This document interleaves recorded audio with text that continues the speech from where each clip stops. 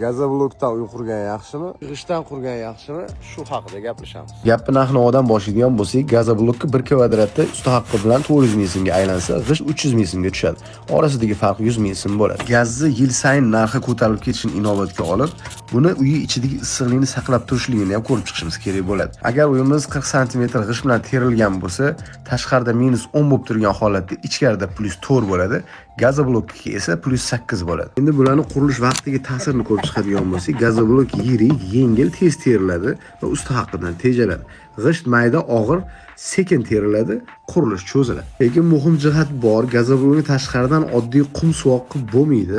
Maxsus rastvor, armaturali setka va himoya qatlami kerak bo'ladi. G'ishtda tashqi suvoq oddiyroq va arzonroq chiqadi. Xulosa qilib aytadigan bo'lsak, gazoblok issiq, tez, lekin nisbatan ozgina qimmatroq. Отделкада talabchan. G'isht mustahkam, lekin sovuq va sekin. Shu o'rinda bitta narsani bilib qo'yishimiz kerak. To'g'ri tanlov bugun emas, kelajakdagi xarajatlar bilan o'lchanadi. Bu videoni uyini nimadan qurishni bilmayotgan tanishlarga jo'natib qo'ying.